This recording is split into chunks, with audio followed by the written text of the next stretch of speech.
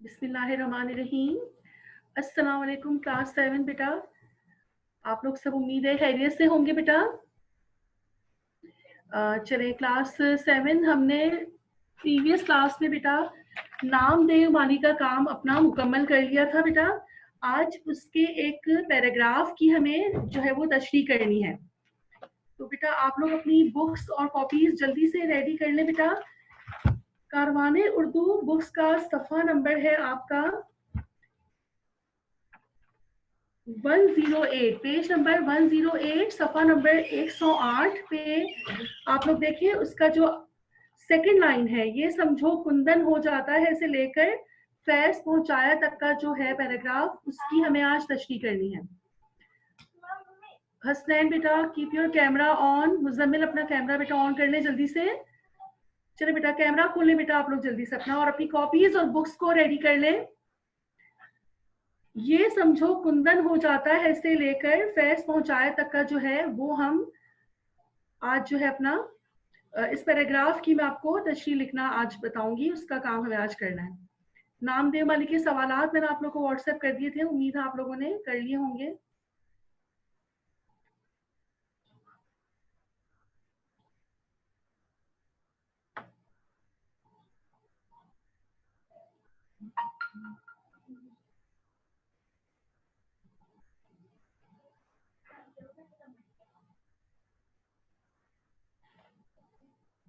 चले बेटा जल्दी से अपना काम शुरू करें। अब देखिए खाका इक्तिबास, सबसे पहले आपने सवाल लिखना है, ज़ैल में दिए गए नसर पारे की तशरीह कीजिए। ये सवाल लिखिए, उसके बाद खाका इक्तिबास की हेडिंग दें और शुरू के 3 लफ्ज लिखें। ये समझो कुंदन, डॉट्स लगाइए और उसके बाद जो है वो आखिरी के 2 लफ्ज लिखें, फैज पहुंचाया।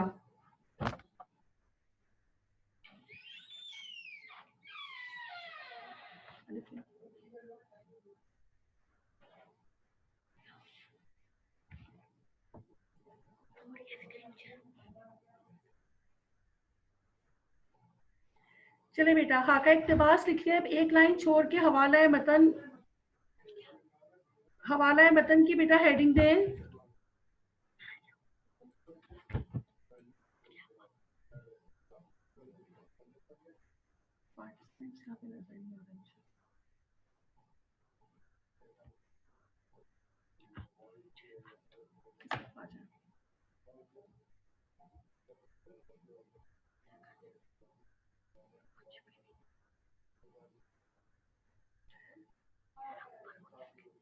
बेटा हवाला मतन की हेडिंग दें और उसके बाद लिखिए,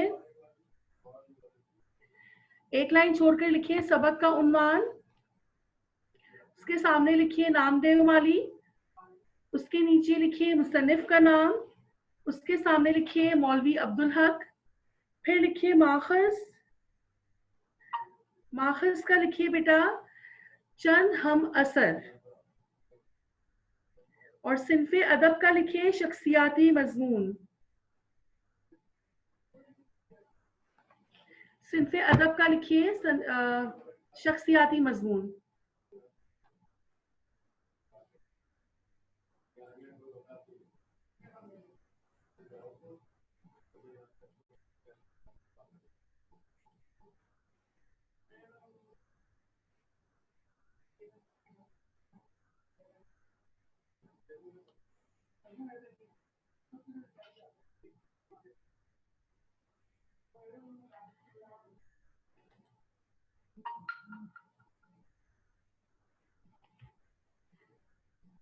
चले बेटा शख्सियाती मजमून आप लोगों ने लिख लिया है।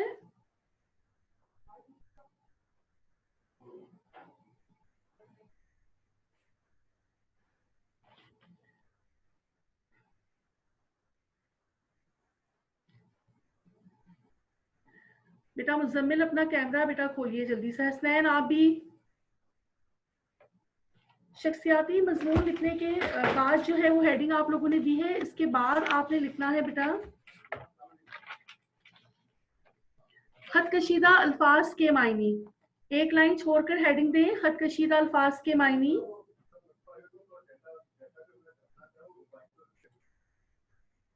खत कशीदा अल्फाज के मायने लिखकर और लाइन ड्रॉ कीजिए। अल्फाज और मायने की हेडिंग दें और पहला लफ्ज लिखिए मुश्किल कुंदन।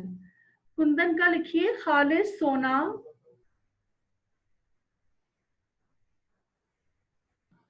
कुंदन का लिखिए खालिस सोना। फिर लिखिए जांच पड़ताल। बेटा ये अल्फाज मैं आपको उसी पैराग्राफ जो मैंने आपको बताया है, ये समझो कुंदन से लेकर फैज पहुंचाया तक का जो हमारा पैराग्राफ था, उसी के ये चंद मुश्किल अल्फाज हैं। जी मुजम्मिल बेटा, मैं ना आपको अभी अनम्यूट आप मैं कर रही हूँ, आप भी बेटा अनम्यूट करें खुद को, पूछें क्या पूछना है। ये जी बेटा टीचर, ये मुजम्मिल। मैं अभी अभी लेक्चर के अंदर आया हूँ, तो टीचर ये जो आप जहाँ से करवा रही हैं, क्या करवा रही हैं? तशरीह बेटा करवा रही तशरीह करवा रही हूँ आप लोगों को मैं। आपका जो है वो सफ़ा नंबर है, पेज नंबर है 108, सफ़ा नंबर 108 पे सेकंड लाइन है। ये समझो कुंदन हो जाता है से लेकर फैज पहुंचाया तक। आप लोगों को सबसे पहले सवाल लिखना है, जेल में दिए गए नसर पारे की तशरीह कीजिए। उसके बाद लिखे खाका इक्तिबास की हेडिंग एक लाइन छोड़कर लिखे, ठीक है। उसके बाद सामने आप ये 3 लफ्ज लिखे, ये समझो कुंदन, फिर डॉट्स डालें, फिर लिखे फैज पहुंचाया। फिर एक लाइन छोड़कर हवाला मतन की हेडिंग दें और दोबारा एक लाइन छोड़कर लिखिए सबक का उन्वान। उसके सामने लिखिए नामदेव माली। फिर लिखिए आप मुसन्निफ का नाम मौलवी अब्दुल हक, और उसके बाद आप लिखेंगे। हैं। टीचर ये जो आप बता रही हैं पेज नंबर 108 पे जी क्वेश्चन बेटा, किधर है? क्वेश्चन किधर पेज है? नंबर 100 क्वेश्चन बेटा आपको मैं बोल रही हूँ ना, जेल में दिए गए नसर पारे की तशरीह कीजिए। सवाल ये है आपका, ठीक है। सवाल आपको खुद लिखना है।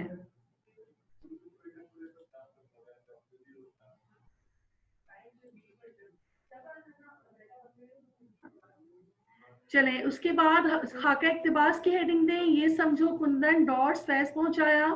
फिर हवाला मतन की हेडिंग दें, एक लाइन छोड़ते जाइएगा बेटा, एक लाइन छोड़ के लिखे सबक का उन्वान। उसके सामने लिखिए नामदेव माली, फिर लिखिए मुसन्निफ का नाम, उसके सामने लिखिए मौलवी अब्दुल हक, फिर लिखिए माखज की हेडिंग मीम अलिफ क्वेश्चन खे, के बाद और क्वेश्चन के किसके बाद एक बाद, क्वेश्चन लिखने के बाद क्वेश्चन एक के बाद एक लाइन छोड़कर लिखिए खाका इक्तिबास। खाका इक्तिबास की हेडिंग देकर ये समझो कुंदन, फिर डॉट्स, और फिर लिखिए फैज पहुंचाया। फिर एक लाइन छोड़कर हवाला मतन, ये आपकी मेन हेडिंग होगी जो कि 4 हेडिंग्स पर मुश्तमिल होती है। कौन कौन सी 4 हेडिंग? एक लाइन छोड़कर लिखिए सबक का उन्वान, उसके सामने लिखिए सबक का नाम, फिर लिखिए जो मुसन्निफ। आपका इत्तेफाक के बाद एक लाइन छोड़कर लिखिए सबक का उन्वान, हेडिंग दें।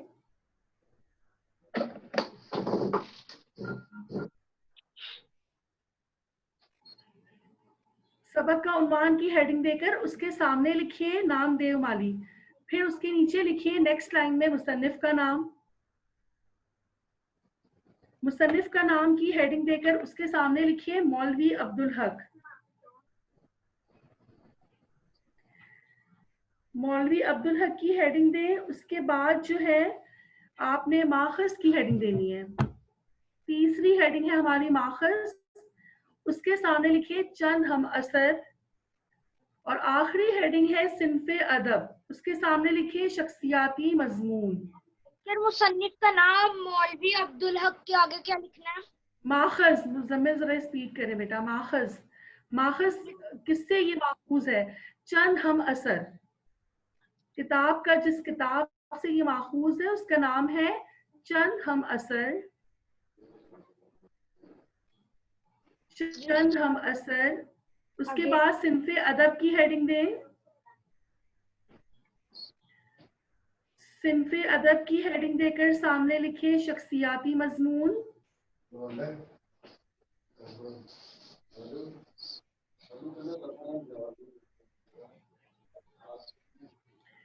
ओके हसनैन, चलें अब जल्दी से बेटा आप लोग नेक्स्ट हेडिंग दें, खत कशी। शख्सियाती मजमून के बाद एक लाइन छोड़कर लिखे खतकशीदा अल्फाज के मायने। खतकशीदा अल्फाज के मायने। शामिर आप बेटा अभी आए हैं, आपको यकीनन अब समझ आ रहा होगा बेटा। पैराग्राफ की जो है वो तशरीह हम कर रहे हैं, नसर पारे की तशरीह। खतकशीदा अल्फाज के मायने लिखने के बाद उसके बाद आप लिखें खतकशीदा अल्फाज के मायने लिखकर अल्फाज और मायने की हेडिंग दें और पहला मुश्किल लफ्ज लिखिए कुंदन। पहला मुश्किल लफ्ज है कुंदन। अली हसन आप काम कर रहे हैं या नहीं कर रहे? बैठे हुए आप? ताहिर, अली हसन बेटा जल्दी काम करें साथ साथ। अली हसन आप मुझे लिखते हुए नहीं नजर आ रहे। ताहिर आप भी लिखिए बेटा साथ साथ। मुसफ आप लिख रहे हैं नहीं? चले, कुंदन का मीनिंग लिखिए खालिस सोना। कुंदन का मायने लिखिए खालिस सोना। फिर है जांच पड़ताल। अगर आप लोगों ने अपने सामने बुक रखी है खोल के बेटा, तो आप लोग देख सकते हैं सफा नंबर 8 का जो पैराग्राफ है उसी में से ये सारे मुश्किल वर्ड्स हैं। जांच पड़ताल का मायने लिखिए परखना। जांच पड़ताल का मायने लिखिए परखना। फिर लिखिए इस्तेदाद, इसका मायने लिखिए काबिलियत। इस्तेदाद का मायने लिखिए काबिलियत। इसके बाद है वदियत। टीचर जांच पड़ताल का क्या था? परखना। पे रे का दो चश्मी है, नून और अलिफ। परखना किसी चीज को जांचना, परखना, ठीक है। फिर है इस्तेदाद। इस्तेदाद अलिफ सीन ते आइन दाल अलिफ और दाल। इस्तेदाद का मायने लिखिए काबिलियत। इस्तेदाद का मायने है काबिलियत। इसके बाद है वदीअत। वाव दाल ये आइन और ते, ये सारे अल्फाज आपका बुक अगर सामने है तो उसमें आपको समझ आ जाएंगे। सारे अल्फाज आपके उसी पैराग्राफ में है, सफा नंबर 108 दूसरी लाइन से ये पैराग्राफ शुरू हो रहा है हमारा। ये समझो कुंदन से लेकर और सेकेंड लास्ट लाइन फैज पहुंचाया तक, ठीक है बेटा। वदीअत का लिखिए अमानत। ताहिर लिख रहे हैं ना बेटा साथ साथ? वदीयत का लिखिए अमानत। टीचर आगे आखिरी लफ्ज लिखिए फैज। फैज का है फायदा। फैज का है फायदा। उसके बाद आप लोगों ने बेटा एक लाइन छोड़ के आपने हेडिंग देनी है तशरीह। एक लाइन छोड़ के तशरीह की हेडिंग दें और फिर अगली लाइन से लिखना शुरू कीजिए। नेक्स्ट लाइन से लिखना शुरू कीजिए बेटा। चले, मुजम्मिल हो गया यहाँ तक आपका? तशरीह की हेडिंग दे दी है मुजम्मिल? जी टीचर। चले नेक्स्ट, अब लिखना शुरू कीजिए। अब हम तशरीह लिखेंगे, ठीक है। 2 पैराग्राफ पे हमारी ये तशरीह जो है ये मुश्तमिल है। पहले पैराग्राफ में हम थोड़ा सा इस सबक के बारे में बताएंगे कि क्या कुछ है इसमें, और दूसरे पैराग्राफ में जो है वो हम जो है वो इस पैराग्राफ की हम बात करेंगे।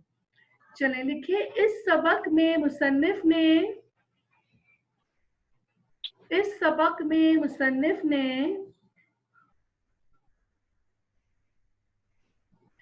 इस सबक में मुसन्निफ ने नामदेव माली के नामदेव नाम, दोबारा नाम लिखिएगा। इस सबक में मुसन्निफ ने नामदेव नाम के एक माली के बारे में नामदेव नाम के एक माली के बारे में बताया है।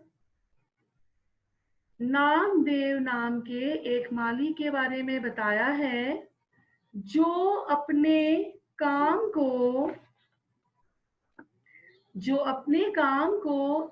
इबादत समझकर करते थे।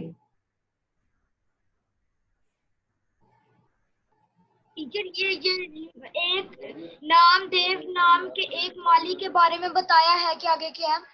जो अपने काम को, जुमला कंटिन्यू है बेटा, अभी खत्मा नहीं लगाना, ठीक है।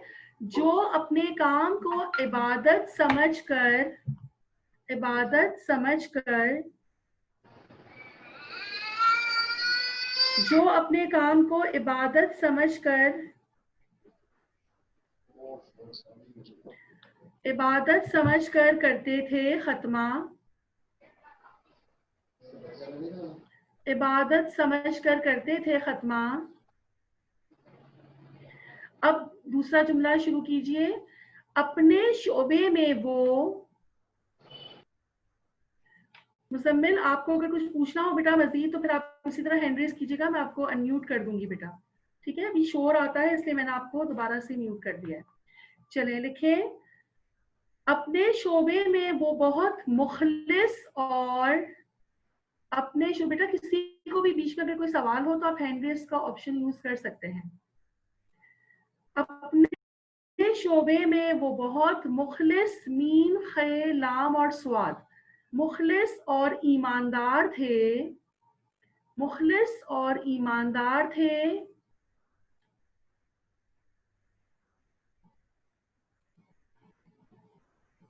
जी शामिर, आप बेटा मैंने अनम्यूट कर दिया है, क्या पूछना है आपको बेटा? जी पूछिए। टीचर ये जो आप काम करवा रही हैं ये आप सेंड कर देंगी? बेटा मैं सेंड तो कर दूंगी, लेकिन आपने भी अपना कैमरा भी नहीं ऑन रखा हुआ और मेरा नहीं ख्याल कि आप काम कर रहे हैं साथ साथ। तो शामिर आप कर रहे हैं काम? टीचर नहीं, मैंने अभी अभी ज्वाइन की है। बेटा आप तशरीह की हेडिंग देकर रफ में जो मैं बोल रही हूँ एटलीस्ट वो लिखें, ठीक है बेटा। और इसके बाद कारवान उर्दू बुक अपने पास रखिए, इसके फौरन बाद मैंने कारवान उर्दू में से काम करवाना है। अब आप बिल्कुल अपना टाइम ना वेस्ट कीजिए, ठीक है बेटा। ये जितना मैं बोल रही हूँ इसको रफ में नोट करें और कारवान उर्दू बुक अपनी साथ अपने पास रख लें। पेज नंबर 108 निकाल के खोल के आप रख लें। चले हम कहाँ थे? अपने शोबे में वो बहुत मुखलिस और ईमानदार थे कि जिंदगी के, कि जिंदगी के, कि जिंदगी के आखिरी लम्हात में भी, आखिरी लम्हात में भी वो, आखिरी लम्हात में भी वो अपने फर्ज की अदायगी, अपने फर्ज की अदायगी कर रहे थे। अपने फर्ज की अदायगी आता है लिखना बेटा, अलिफ दाल अलिफ, फिर एक शोशा बनेगा हमजा का, साथ ही ये गाफ और छोटी है, ठीक है। अदायगी कर रहे थे कौमा, इसीलिए मुसन्निफ ने, मुजम्मिल लिख रहे हैं ना बेटा साथ साथ? जी मुस्तफ, इसीलिए मुसन्निफ ने, टीचर टीचर जी बेटा, इस आगे क्या के जिंदगी के ईमानदार थे कि जिंदगी के आखिरी लम्हात, आखिरी लम्हात में भी वो, में भी वो अपने फर्ज की, अपने फर्ज की अदायगी कर रहे थे, अदायगी कर रहे थे कौमा, अदायगी कर रहे थे कौमा, इसीलिए मुसन्निफ, इसीलिए मुसन्निफ ने, अदायगी कर रहे थे कौमा, इसीलिए मुसन्निफ ने उनकी मौत को, उनकी मौत को शहादत का दर्जा, दर्जा में हे आएगी, ठीक है बेटा, दाल रे जी और आखिर में हे, दर्जा दिया है, शहादत का दर्जा दिया है खत्मा। अब आपका नेक्स्ट पैराग्राफ शुरू होगा, क्लास 7 मुसन्निफ ने उनकी मौत को शहादत का दर्जा दिया है पे हमारा पहला पैराग्राफ खत्म होता है। अब नया पैराग्राफ आप लोग को पता है ना बेटा कैसे शुरू करते हैं? बिल्कुल इसी तरह से आपने अपना नया पैराग्राफ शुरू करना है। नामदेव अपने काम में, ये हमारा नया पैराग्राफ शुरू हो गया है। नामदेव अपने काम में कमाल के दर्जे तक, यहाँ पे चूंकि दर्जे है तो बढ़िए होगा, दाल रे जीम और बढ़िए, दर्जे तक पहुंच चुके थे।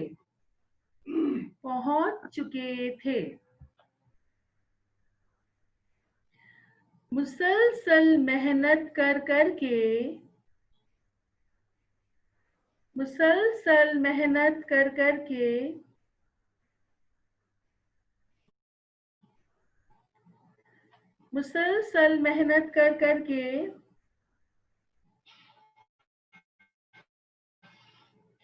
वो खालिस सोना बन चुके थे।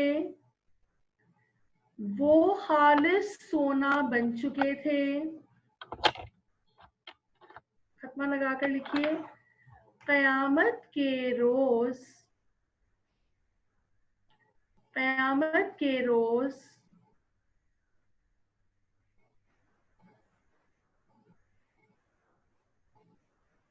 जब लोगों के अमल की जमा अमाल, जब लोगों के अमाल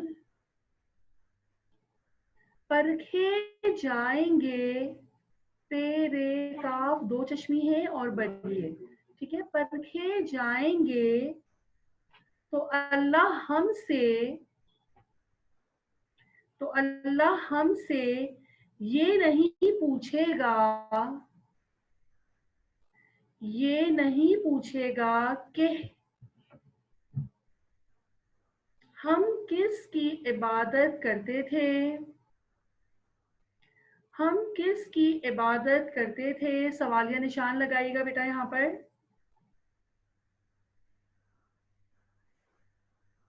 अल्लाह हमसे क़यामत के रोज जब लोगों के आमाल परखे जाएंगे तो अल्लाह हमसे ये नहीं पूछेगा कि हम किसकी इबादत करते थे, सवालिया निशान। फिर लिखिए, अल्लाह हमारी इबादत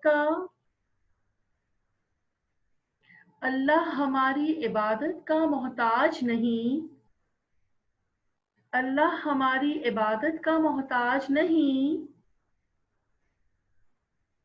फिर खत्मा लगा कर लिखिएगा क्लास 7 बेटा, वो हमसे ये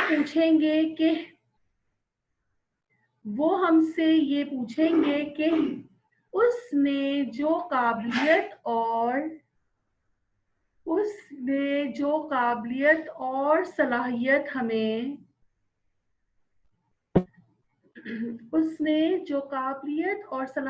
हमें अमानतन सौंपी थी। अमानतन कैसे लिखेंगे? अलिफ मीम अलिफ, फिर नून ते अलिफ और फिर अलिफ पर तनवीन लगाइएगा बेटा, ठीक है, अलिफ के ऊपर तनवीन आएगा उसके बाद। अमानतन सौंपी थी, सीन वाव नून पे और छोटी है, सौंपी थी, कौमा हमने उससे अल्लाह की मखलूक को कितना फायदा पहुंचाया। बस यहाँ पे आप लोग जो है वो ये खत्मा लगा दें, ये कंप्लीट हो गया है, हमारी तशरीह जो है ये मुकम्मल हो गई है, ठीक है। अब आप लोग जल्दी से कारवान उर्दू बुक्स निकालें, सफ़ा नंबर अब देखें 109, पेज नंबर 109, पेज नंबर 109 पे आ जाइए बेटा।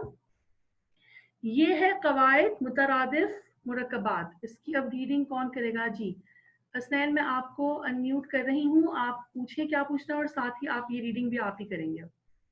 जी हसनैन बेटा आप भी अनम्यूट कीजिए खुद को, अनम्यूट योरसेल्फ हसनैन।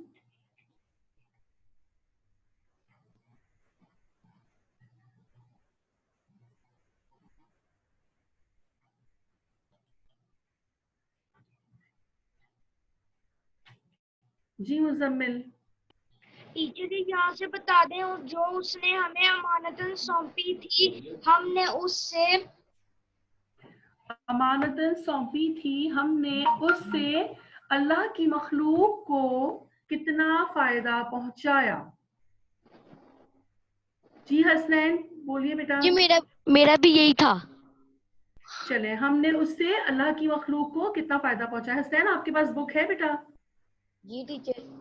जल्दी से खोले, सफा नंबर 109 पे है कवायद, उसकी रीडिंग कीजिए।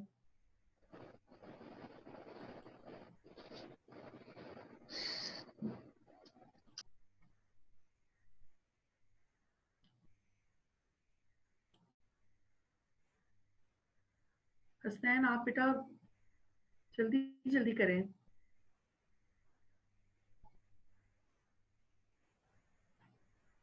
मेरा ख्याल है जी मुजम्मिल। टीचर कवायद जी कवायद। मुतरादिफ मुरकबात, जब तहीर में दो ऐसे अल्फाज एक साथ इस्तेमाल हों जो हम मायनी हों तो कवायद की इस्तिलाह में इसे मुतरादिफ मुरकब कहा जाता है। मसलन वसीयो, मरीज और सर्द शदाब। मुतरादिफ मुरकबात के इस्तेमाल से तहीर की मौनियत और हुस्न दोबाल हो जाता है। ठीक है, सवाल सवाल पढ़िए, नंबर, आगे पढ़िए। सवाल इस नंबर 4 सबक में पढ़िए। बहुत से मुतरादिफ मुरकबात मौजूद हैं।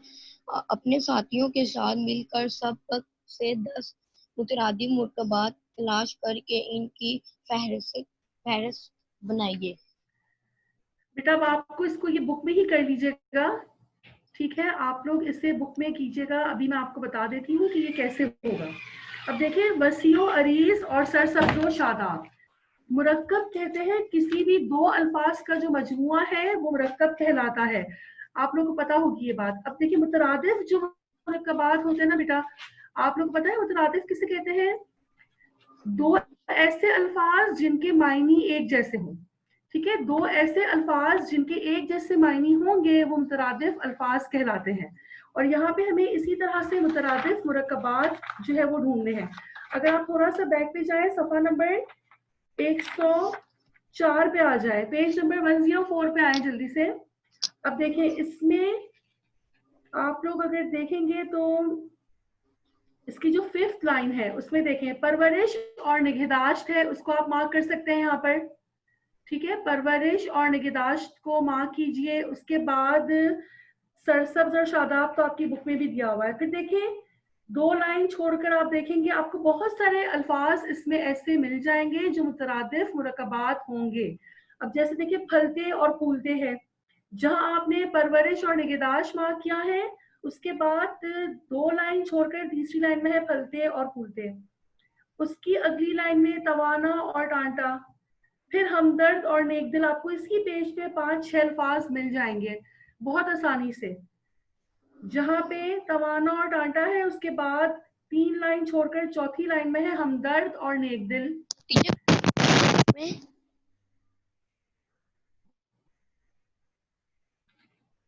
जी बेटा हसनैन क्या पूछ रहे हैं आप?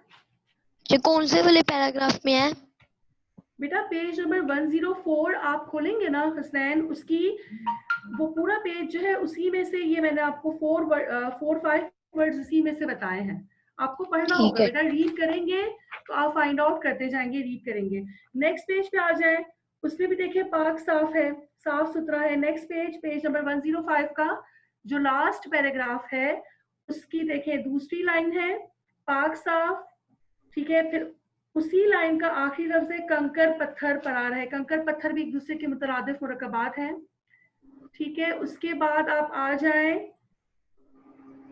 पाक साफ, साफ सुथरा, कंकर पत्थर, ये आपके पेज नंबर 105 पे 3 अल्फाज हो गए। फिर पेज नंबर 106 पे आ जाएं। पेज नंबर 106 पे जब आप आएंगे तो उसमें भी आप देखें काहिल और कामचोर, पहले पैराग्राफ की 3rd लास्ट लाइन। ये टीचर। मुजम्मिल आपको कुछ पूछना है बेटा? आपने हैंड रेज किया हुआ है। और टीचर वो रह गया था। अच्छा टीचर, ये पेज नंबर 106 पे क्या? पेज नंबर 106 पे देखिए, पहला जो पैराग्राफ है उसकी थर्ड लास्ट लाइन, उसमें देखिए आप काहिल और कामचोर, ये भी एक दूसरे के मुतरादिफ मुरक्कबात हैं। फिर नेक्स्ट पैराग्राफ में देखिए चौथी लाइन, हरा भरा, चमन हरा भरा था। आप लोगों को बेटा अगर ये पता है कि मुतरादिफ किसे कहते हैं और मुरक्कबात किसे कहते हैं, तो आप बहुत आसानी से इस सबक में से 10 से भी ज्यादा आप जो अल्फाज हैं वो आप फाइंड आउट करके और बुक में ही आप लिख लें। ठीक है क्लास 7, कोई कंफ्यूजन तो नहीं है? गर्ल्स आप लोग बेटा बिल्कुल खामोश है। मैं गर्ल्स से कहूंगी कि जल्दी से रोमा बेटा, अब आप जल्दी से आ जाए मेरे पास। नेक्स्ट पेज निकालिए, पेज नंबर 1010, बहुत ही दिलचस्प है ये। रोमा इसको रीड कीजिए, सवाल नंबर 5।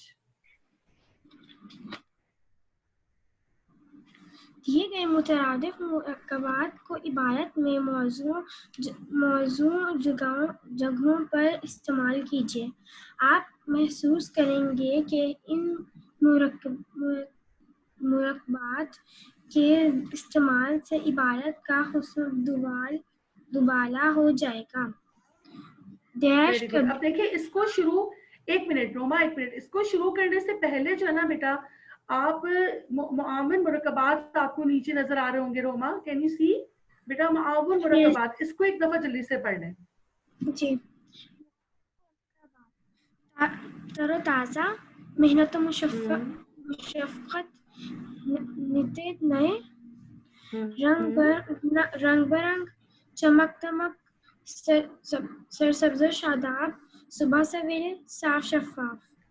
ठीक है, अब आपको जहन में आपके आ गए कि इन अल्फाज की मदद से हमें खाली जगह पुर करनी है। आप पढ़ना शुरू कीजिए ऊपर वाला पैराग्राफ।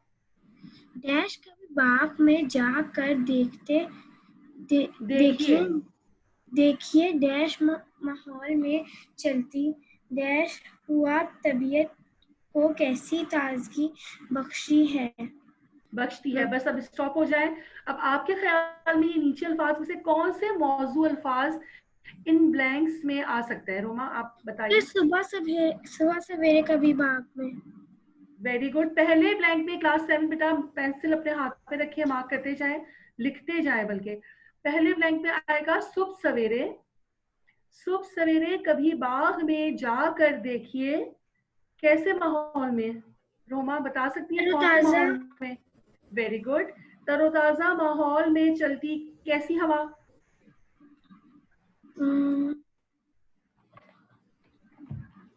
हवा कैसी हो सकती है? इन अल्फाज को जो आपने भी पढ़े उसमें से कौन सा मौजू लफ्ज है? जी बॉयज आप में से किसी को आ रहा है? साफ शफाफ। Very good. अब देखिए ये 3 ब्लैंक्स रोमा ने बता दिए हैं और रोमा ने रीडिंग भी की है।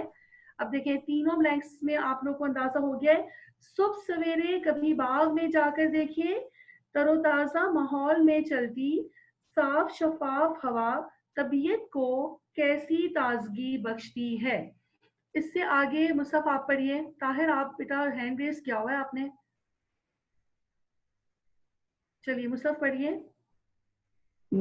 बख्शती है जिधर देखिए डैश और डैश फूल खिले दिखाई देते हैं, रंग बिरंग और जितने जिधर देखिए डैश और डैश फूल खिले दिखाई देते हैं। हाँ जी, इसमें आएगा रंग बरंग और नित नए। ठीक है मुसफ, बस रंग बरंग और नित नए। ठीक है मुसफ। अब नेक्स्ट मैं चाहूंगी शामिर आप आए। शामिर आगे पढ़िए।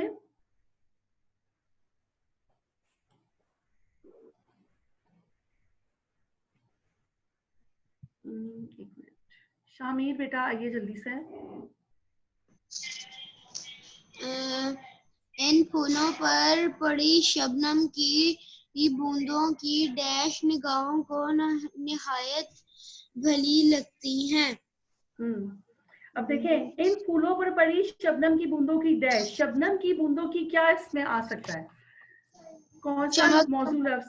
चमक दमक। Very good. शबनम की बूंदों की चमक दमक निगाहों को निहायत भली लगती है। शामिर आगे भी पढ़िए आप। इस नज़ारे में कुदरत की सनाई के साथ साथ बागबां की डैश को भी फरामोश नहीं किया जा सकता, जिसकी वजह से बाग डैश दिखाई देता है। जी, अब क्या आएगा इसमें? बागबान की सब्जो शादाब। नहीं बेटा, बागबान किसे कहते हैं? माली को, ठीक है, जो बाग की देखभाल करता है उसको हम बागबान कहते हैं। तो बागबान की क्या चीज होगी जिसको हम भूल नहीं सकते? जो टीचर शामिर, जो अल्फाज रह गए ना उसमें देखिए, अब दो ही तो लफ्ज रह गए हैं। देखिए एक हमारे पास, नित नए। नहीं, नित नए तो हम ऊपर इस्तेमाल कर चुके हैं फूलों के साथ।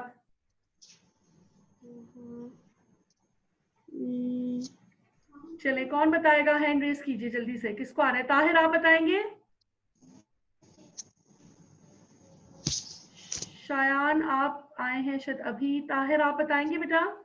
दो ही तो ऑप्शंस रह गए हैं हमारे पास, क्या होगा इसका आंसर? चले ताहिर बताइए। नहीं बेटा, बागबान टीचर का क्या ये होगा होगा ताहिर? तरोताजा। बागबान जो माली है वो क्या करेगा?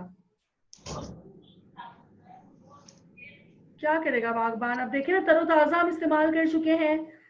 कौन से दो ऑप्शंस हैं जो इस्तेमाल नहीं किए हमने अभी तक? मुसहफ ने भी हैंड रेस किया है। अब मैं मुसहफ से, मुजम्मिल ने भी हैंड रेस किया हुआ है। चलो मुजम्मिल आप बताइए। अली हसन ने भी हैंड रेस किया हुआ है, लेकिन अब मैं मुजम्मिल आपसे पूछ रही हूँ। चलिए मुजम्मिल बताइए, बागबान का क्या होगा? टीचर, बागबान की मेहनत और मुशक्कत को भी फरामोश नहीं किया जा सकता, जिसकी वजह से बाग सरसब्ज़ो शादाब दिखाई देता है। Very good. अब देखिए मुजम्मिल ने बता दिया है, मेहनत और मुशक्कत आएगा इसमें ताहिर, और किसको नहीं आया था? शामिर। और आखिरी में आएगा सरसब्ज़ो शादाब। मुजम्मिल एक दफा ये पूरा पैराग्राफ अच्छा सा रीड करके आंसर्स के साथ बता दें सबको। सुबह सवेरे कभी बाग में जाकर देखिए, तरोताजा माहौल में चलती साफ शफाफ हवा तबीयत को कैसी ताजगी बख्शती है। जिधर देखिए रंग बिरंग और नित नए फूल खिले दिखाई देते हैं। इन फूलों पर पड़ी शबनम की बूंदों की चमक दमक निगाहों को निहायत भरी लगती है। इस नज़ारे में कुदरत की सन्नाई के साथ साथ बागबान की मेहनत और मुशक्कत को भी फरामोश नहीं किया जा सकता, जिसकी वजह से बाग सरसब्ज़ो शादाब दिखाई देता है। Very good. अब देखिए जिसने नहीं किया होगा, आप में से अगर किसी का कुछ मिस भी हो गया होगा तो क्लियर हो गया होगा अब आप लोगों का। सफा नंबर 100। बागबान की डैश मेहनत और मुशक्कत आएगा बेटा इसमें, बागबान की शामिर मेहनत और मुशक्कत। ठीक है बेटा, बागबान की मेहनत और मुशक्कत को भी फरामोश नहीं किया जा सकता, जिसकी वजह से बाग तरोताजा दिखाई देता है। चलें, अब क्लास 7 आपका आज का ये काम कंप्लीट हो गया हमारा चैप्टर। अब इसमें होमवर्क आप लोग बेटा जरा जल्दी से समझ लें, टाइम हमारी मीटिंग एंड होने वाली है। इंशा परदाजी में खाका निगारी है। देखिए नामदेव मालिक शख्सी खाका है। शख्सी खाका लिखने के लिए किसी शख्सियत का भरपूर मुशाहिदा करना और उसकी शख्सियत के तमाम पहलुओं को मद्देनजर रखना बहुत जरूरी होता है। अब आपको भी एक शख्सी खाका लिखना है, और किसके बारे में लिखना है? वो शख्सियात कौन सी हो सकती है, अगले पेज पे देख लें। मुमकिना शख्सियात कौन कौन सी हो सकती हैं? आपकी जो मोहल्ले की जो आपकी मस्जिद है उसके पेश इमाम हो सकते हैं, ठीक है, मोहल्ले का आपका मोची हो सकता है, और स्कूल या घर का चौकीदार, उस्ताद, आपके जो पसंदीदा उस्ताद है उनके बारे में। घरेलू काम बेटा होमवर्क आपको सेंड हो जाएगा, ठीक है। मीटिंग एंड होने वाली है। आपके घर की कोई काम वाली हो सकती है, कोई मेड हो सकता है, आपके घर के कोई बुजुर्ग भी हो सकता है। किसी की भी शख्सियत का बहुत गहरा जायजा लेना है, ठीक है। वो क्या करते थे, कहाँ से तालीम हासिल की, कितने तालीम याफ्ता है, कोई भी इससे आप शख्सियत को मुंतखब कीजिए। वो क्या लिबास पहनते हैं, वो अपना काम किस तरह अंजाम देते हैं, ये सारी डिटेल जब आप लिखेंगे तो एक आपका मजमून बन जाएगा।